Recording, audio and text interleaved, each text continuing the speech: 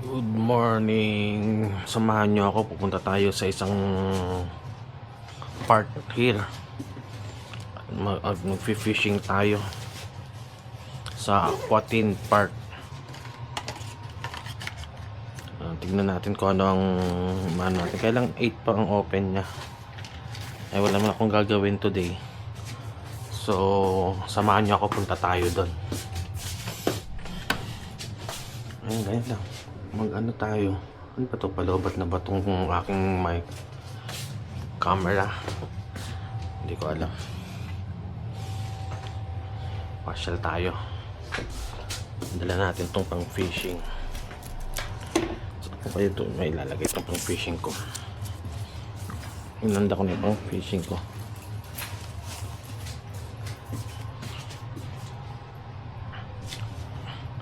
Aga. Para hindi pa masyado mainit, kasi kung gagala ako mamaya mainit. So ngayon na tayo gumala habang hindi pa mainit.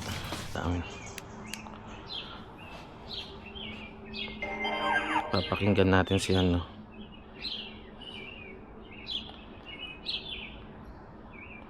Saan na si Map?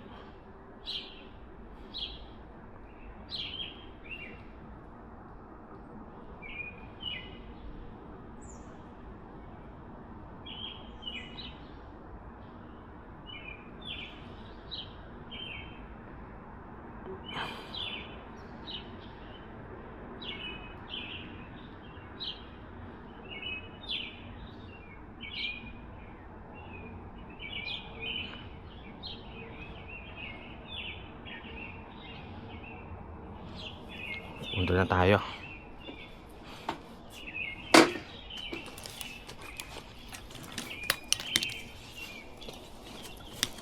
Ang gandang gumala. Oh, hindi maano pa. Malamig-lamig pa. Pwede naman doon magja-jogging lang, maglalakad. Ano ibig sabihin mga naglalakad? Ibig sabihin maglalakad tayo ng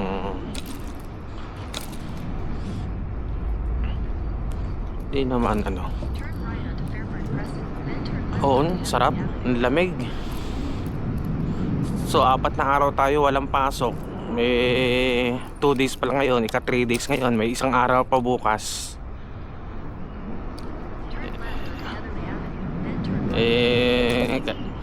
Nakakainip, grabe. Maganda nga pumasok, at least ano ka, kikita ka na, hindi ka pa naiinip.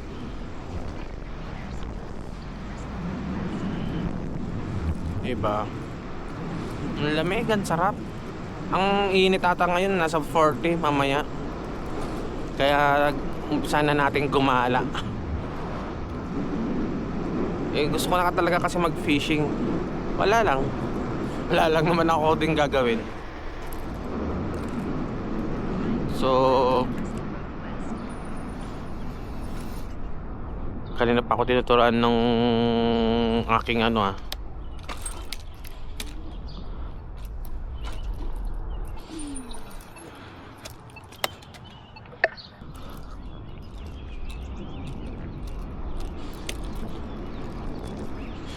kaya yun, dami rin problema. Sa akin naman ngayon wala na, basta ako papasok, gagawin ko yung aking tungkulin, uuwi, ganun lang ang life. Hindi naman ako magiging may-ari ng kumpanya na yan. Siyempre magana tayo ng mag-i-increase na sahod natin, tumaas, lahat naman tayo gusto na tumaas ang sahod. So siyempre gusto rin natin tumaas yung sahod natin. Kaya minsan kinausap ako nung CEO namin, yung babae, yung di ba naikwento ko, nagpapasalamat siya dahil nga brave daw ako, dahil ako lang nagpatay nung apoy noon. Tapos kinukwento niya may bago daw na machine, mas malaki daw yun. Pag nag-snow na naman to, wala na, lahat nakakulong na naman. Lalabas lang tayo ng ano, mag-go-grocery, lalabas lang tayo, papasok. Hindi na yung gaya nito, nakakapunta ka doon, nakakapunta ka dyan, di ba? Tapos pwede ka mag-fishing. Ewan ko na kung ano tong fishing ko. Kung may mahuli naman tayo. Pero hindi naman, wala naman tayong inano na ano. Gusto lang natin gumala, di ba? Ang oras na pala is 5:10, 5:20. Kasi malamig-lamig pa. Mamaya mainit na. No? Ikatlong araw ko na ngayon. Tatlong araw ko ng rest day ngayon, di ba? Ang sarap ng buhay. 3 days, para na rin akong nagbakasyon. Di ba? Bukas pa, isang araw pa. Ang haba. Tingin nyo, may mahuhuli kaya tayong isda dun sa ano na yan, sa Aquentin Park na yan. Tignan natin kung mayroon tayong mahuli. Pero 8 o'clock pa ang open niya eh. So wala, maglakad-lakad lang tayo doon. Lakad-lakad, tambay. Ganda no, may bike lane siya. Pwede rin ako dumaan dito pag papasok ako ng work. Pwede rin dito. Dito rin ako dumadaan pag yung bus ng inaano ko. Oh. Dito rin ako.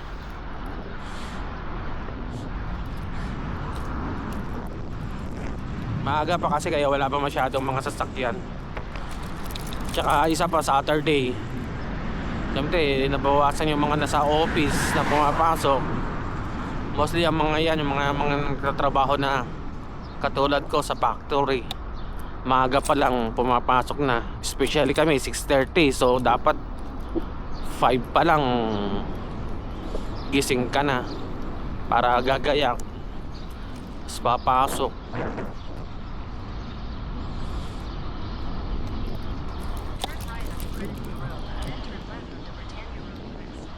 Ang Road West. Ano ang sinasabi nitong aking cellphone?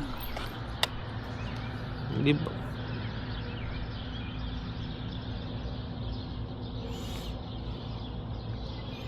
Diretso pa ako.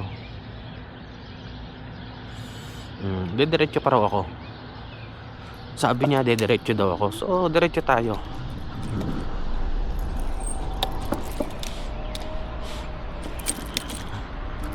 Dala-dala ko yung pangbingwit. Ilalagay ko sana sa likod.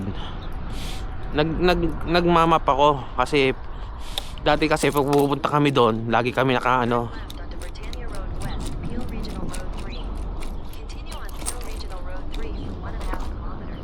Okay, 1.5 kilometers per hour. Okay. Nagano yung map ko. Lagi kami pupunta doon, kaya lang nakaano kami yung sasakyan ni Ron Ron. Or minsan pag nag-o-over kami. So walang ano. Pero ngayon, pag-scooter lang ako. Ang naman nakalagay lang ng 35 minutes lang naman pag magbabike daw. Eh mas mabilis naman tong scooter na to kaysa sa bike naman. So hindi lang naman 35 minutes siguro, baka 30. Kanina pa ako kinukulit ni tatawid na tayo. Yung map ba, tinuturuan niya ako kung anong gagawin. Parang pinapatawid niya yata ako. So doon na lang tayo tatawid sa kabila siguro. Baka sabi niya tigas-tigas ng ulo ng taong to. Sige, tatawid tayo doon.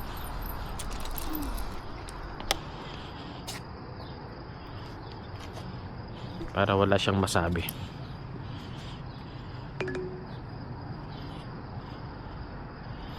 Hindi.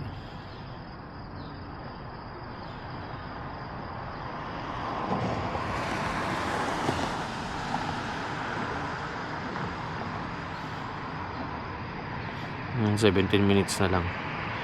Sa Erin Mills ako, Glen Erin Mills ako liliko. Glen Erin Mills ako. Glen Erin Mills ako kakaliwa. Dito tayo tatawid. Sige.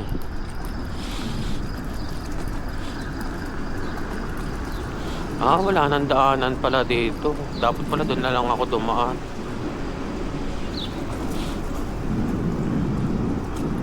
Saan ba ang Glen Erin Mills? Parang alam ko yun ang Glen Erin Mills.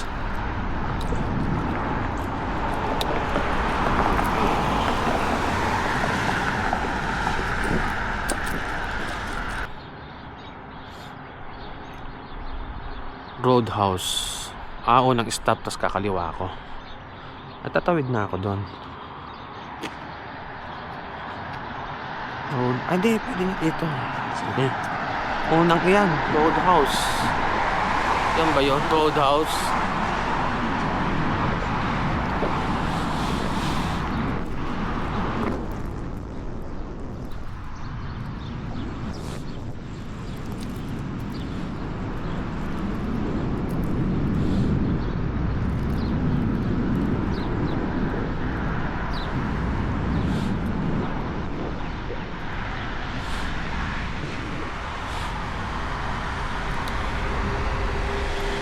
Hirap nung maliligaw. Tawid tayo dito. Papasok na ba tayo dito?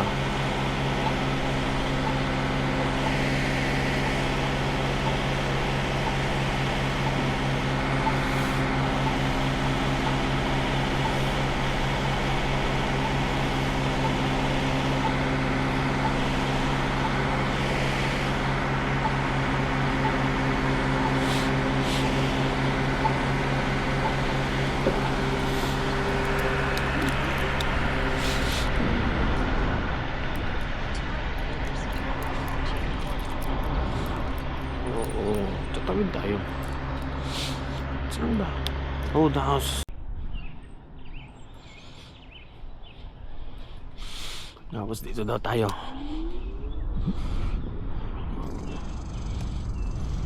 Yan, tama, di ba? 200 meters, turn right to stay on Lake Wabukane Trail. Ito nga, shared pathway. Tama ba yung pinasokan natin?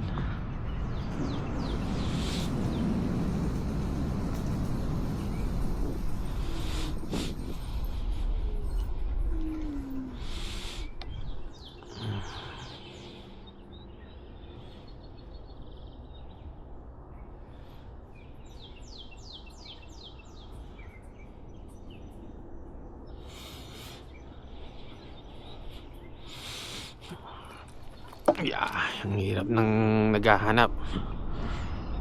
Ang hirap pala gumala. Oo.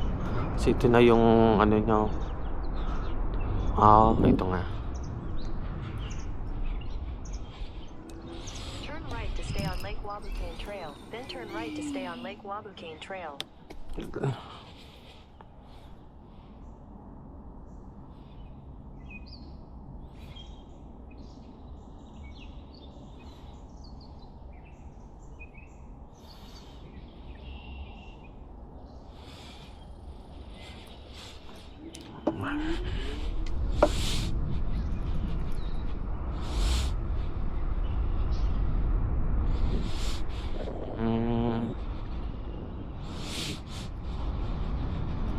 Turn right to stay on Lake Wabukane Trail.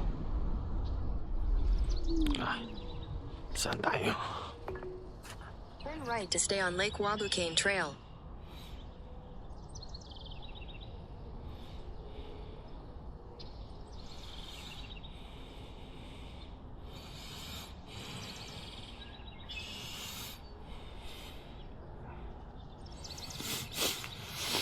Kapit na tayo.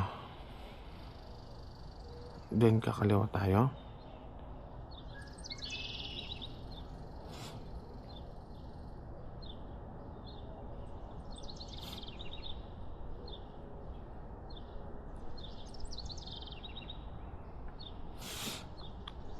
Left, right.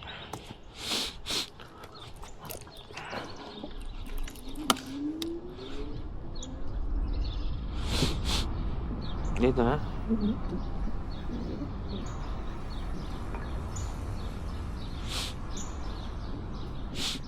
100 meters, turn left on onto Lake Wabucane Trail.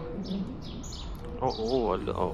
Turn Ito. left onto Lake Wabucane Trail, then turn left to stay on Lake Wabucane Trail.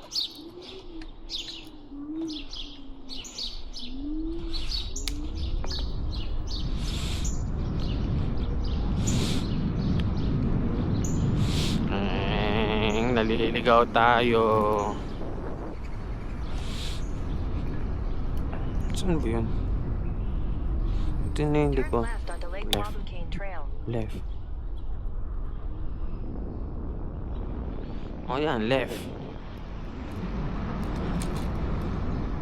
In 200 meters, turn right onto Montevideo Road.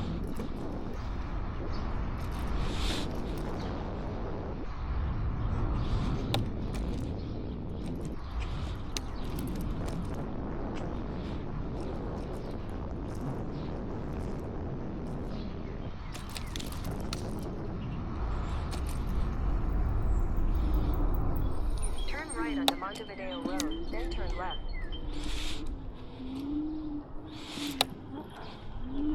Dito ba? Nako, naligaw na ako.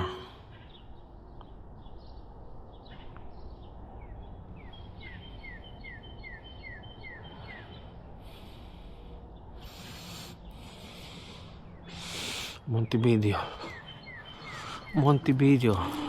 Puta. Naligaw na ako. Ayun, oo, Montevideo.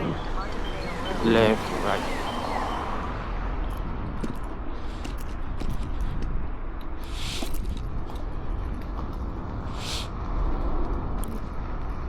Turn left.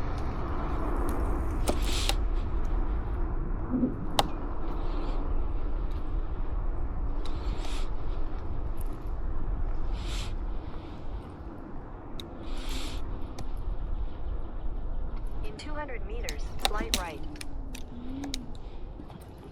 Ay, alam ko dito na tayo. Natatay ito. Slide.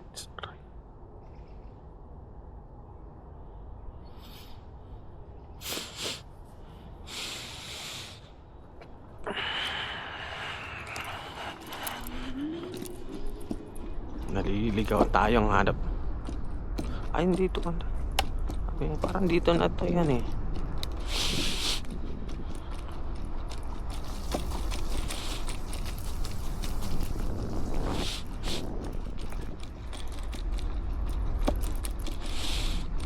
Turn right onto Montevideo Road, then turn right. Saan ako magra-right?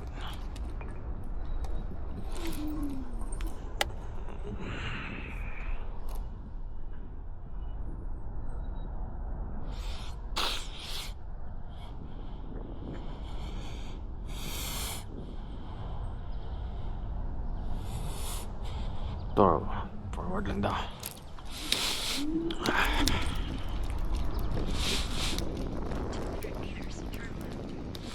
Left na naman. Oh my god. Eh, bakit dyan ako? Dyan. Pasok.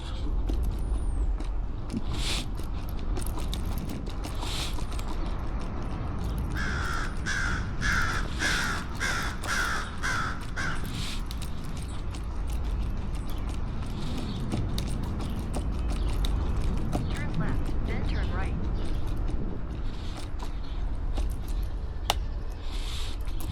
Eh, bakit eh?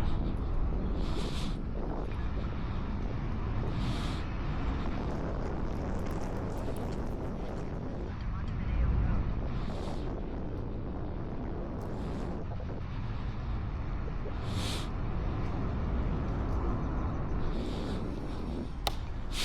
Ay, naliligaw nga ako. Ay, hindi. Oo, naliligaw ako. Di ba? 100 meters, turn right onto Montevideo Road. Montevideo Road. Ayaw ko na. Naliligaw na ako. Head toward Montevideo Road. Naliligaw ako. Turn left onto Montevideo Road. Left.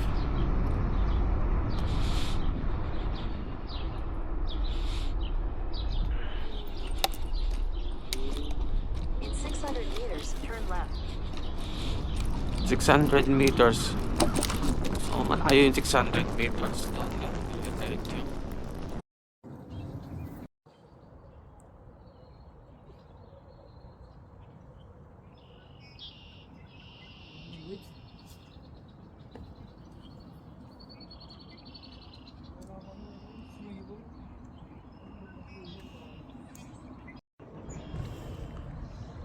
Samahan nyo ako, maguli tayo ng fish. Pero puro naman lumot.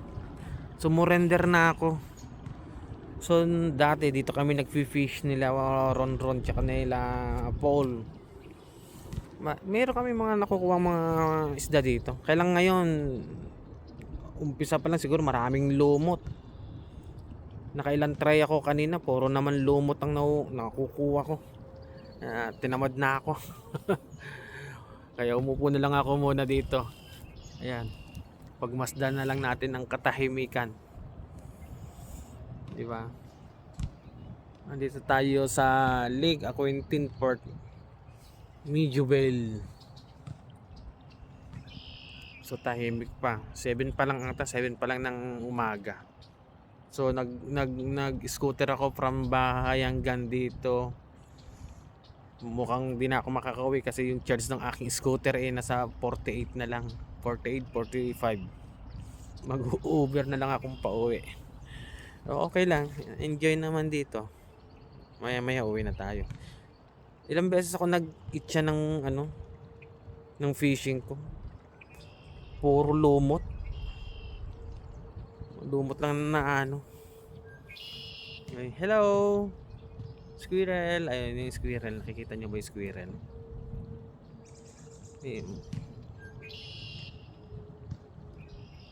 Saan yung squirrel? Ayan siya. Hello. Oh, nakatayo siya. Wala. Ayaw ko na mag-fishing. Sa ibang place na lang yung hindi malumot. Malumot eh. Malumot.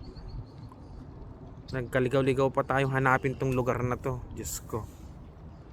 Kasi nakaraan taon pa ako nagpunta dito. Nung nagpupunta kami, nakaraan taon pa. Kaya ngayon, medyo nalito-lito ako sa pagsunod sa ang dami rin nag-exercise. Kanina may 2 Pilipino dito eh. Gaya lang medyo mga puro taga Pangasinan daw sila, pero yung mga bunganga nila puro mura, kaya umalis na lang ako sa kanila. Aga-aga. O ganun talaga ang nila. Walang bukang salita kundi mura. Yan talaga.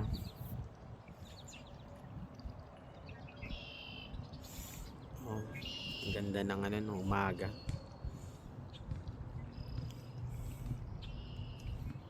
Kaya ang gagawin natin mamaya pag-uwi.